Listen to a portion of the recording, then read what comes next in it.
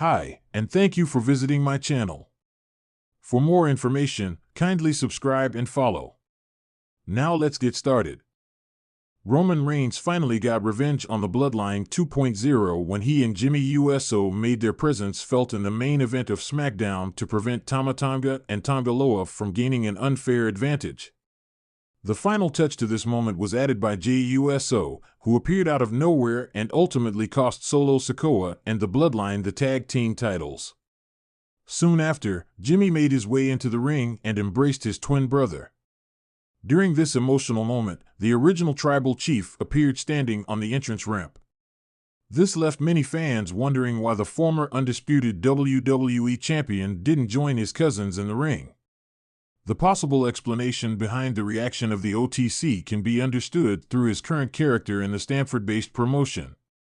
As of now, Roman Reigns is the original tribal chief, but is without a tribe as nothing is in his control, and he doesn't even have the Ulafala around his neck.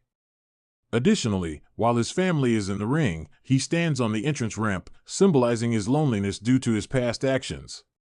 This moment reflects Cody Rhodes' statement during his feud with Reigns, where the American Nightmare predicted that, upon losing his title, Roman would be a chief with no tribe. What happened on SmackDown is a clear echo of that prediction.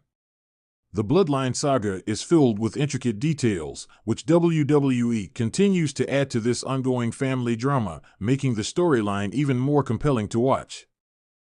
Roman Reigns will finally get the band back together in next week's SmackDown. This article contains major spoilers about next week's SmackDown. The upcoming edition of the Blue Brand will be a pre-taped show due to the Crown Jewel Premium Live event, which has already been recorded. Some spoilers have surfaced, and one of the biggest revelations involves the OG Bloodline. Next week, Roman Reigns, Jey Uso, and Jimmy Uso will stand in the same ring, finally reuniting.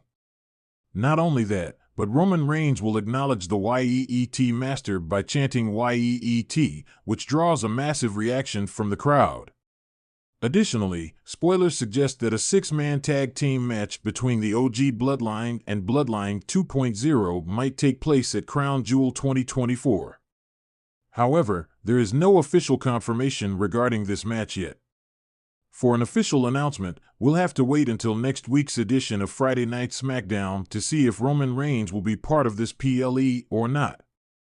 Roman Reigns watched as Jimmy and Jey Uso embraced each other in the middle of the ring, their faces a mixture of relief, brotherly love, and newfound unity. To the roaring WWE universe, this was a touching reunion of the Usos after weeks of conflict, betrayal, and uncertainty. For Roman, though, watching his cousins, his bloodline, standing shoulder to shoulder in the ring without him at the center left a storm brewing inside his chest. From the top of the entrance ramp, Roman's face was hidden behind his iconic stoic glare, but anyone paying close attention would have noticed the slight twitch in his jaw. This was not the plan. They were supposed to stand by him, under his shadow, a part of his kingdom, not against him, not beside each other in defiance. But the moment Jimmy had betrayed him and Jey had walked away, Roman knew the empire he had built might be on the brink of collapse. As Jimmy and Jey hugged, the entire arena seemed to revel in the moment. The WWE Universe had been waiting for this, to see the twins united, to witness their bond survive the trials Roman had thrown their way. They cheered as if they understood the deeper bond between the brothers that Roman, despite all his posturing as their leader, could never fully grasp. Paul Heyman stood beside Roman, whispering, "My tribal chief, we must address this situation. They're trying to erode your position." Heyman's voice was smooth, calculated, but there was an underlying tremor that betrayed his nervousness. Roman remained silent, his eyes locked on his cousins.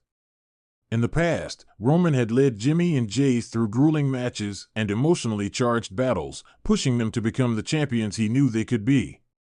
He had put them through loyalty tests, demanding sacrifices he was certain only his family could bear for him.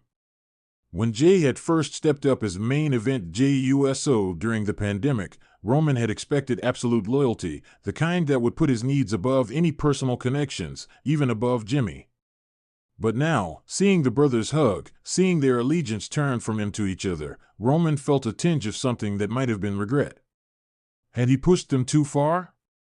Backstage, after the segment, Roman paced the locker room with an intensity that caused the WWE personnel to give him a wide berth. The tribal chief's pride had taken a hit, and no one was brave enough to approach him. Jimmy and Jey, his flesh and blood, had chosen each other over him, breaking the very foundation of the bloodline that Roman had so carefully crafted. "They're turning their backs on everything we've built, Paul," Roman growled, running a hand through his hair. "After all I've done for them. After everything I've sacrificed. They wouldn't be here if it wasn't for me." Heyman, ever the loyal consigliere, attempted to soothe him. "They're misguided, Roman. The WWE Universe is filling their heads with ideas of independence. They forget who made them the Usos." Roman stopped, fists clenched. He wasn't just angry, he was hurt, though he'd never admit it. To him, the bloodline wasn't merely a faction, it was a legacy, a means to honor his family's storied past while securing his place at the top. He had given Jimmy and Jey purpose, elevating them beyond tag team champions into icons of the industry. Yet here they were, taking it all for granted. At that moment, Solo Sikoa walked in. Unlike his older brothers, Solo had remained steadfastly loyal to Roman, following his every command without question. To Roman, Solo was everything Jimmy and Jey had once been: loyal, dependable, and unwavering. But even Solo looked uneasy. "What are we going to do, Us?" Solo asked, his deep voice calm but tinged with concern. For Solo, the bloodline was sacred, and the idea of his brothers standing against them was disorienting. Roman took a deep breath, trying to steady himself. "We remind them who they belong to," he replied, his voice cold and calculated. "We remind them that no one, not even their own blood, stands outside my shadow." The following week on SmackDown, Roman entered the arena with Solo and Heyman by his side. His entrance was as powerful and dominating as ever, but there was a different energy tonight, a simmering intensity that electrified the crowd. They knew something monumental was about to happen. When Jimmy and Jey appeared on the Titantron, Roman's jaw clenched. The brothers wore defiant expressions, a new confidence shining in their eyes. The WWE Universe cheered louder than ever, sensing a showdown was near. "Look, Roman," Jey started, his voice steady, though there was a clear resolve in his tone. "We respect everything you've done, everything we've been through together. But this isn't your empire anymore. We're not just the Usos in the bloodline. We're Jimmy and Jey, we're brothers." Roman's eyes narrowed. He raised the microphone, his voice cold as ice. "Brothers? Brothers don't turn their backs on family. Brothers don't bite the hand that fed them, that made them who they are." Jimmy shook his head, stepping forward. "No, Roman, brothers lift each other up. You made us fight each other, prove ourselves, break ourselves for you. But now? We're done being pawns in your game." For a moment, there was a flash of vulnerability in Roman's eyes, but he quickly masked it with his usual bravado. He wasn't about to let Jimmy and Jey see his hurt. Instead, he smirked, his gaze unwavering. "You think you can walk away from this?" he sneered. "From everything I've done for you? Fine. But remember, when the world turns against you, when you find yourselves alone, I won't be there to pick up the pieces. You're on your own now." Jimmy and Jey glanced at each other, and then back at Roman. They stood their ground, unshaken, a testament to the strength of their bond.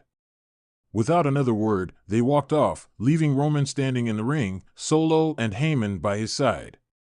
The crowd's reaction was deafening, but Roman barely heard it. In his mind, there was only a singular thought: he would prove to Jimmy and Jey, to the WWE Universe, that he was still the head of the table, with or without them. And if he had to remind them of his dominance in the most brutal way possible, then so be it. As Roman turned to leave the ring, he paused, casting one last glance back to where his cousins had stood. It was a fleeting look, one that carried the weight of betrayal, hurt, and a lingering sense of loss. Backstage, Heyman gave him a worried look. "Are you sure, my tribal chief?" Roman didn't answer immediately. But as they walked out of the arena, he murmured, almost to himself, "They'll come back. They always come back." But deep down, a seed of doubt had been planted. The WWE Universe sensed it, Jimmy and Jey sensed it, and, maybe for the first time, Roman sensed it too. This wasn't just about loyalty, it was about the legacy he had built, and the fears that it might be crumbling before his very eyes.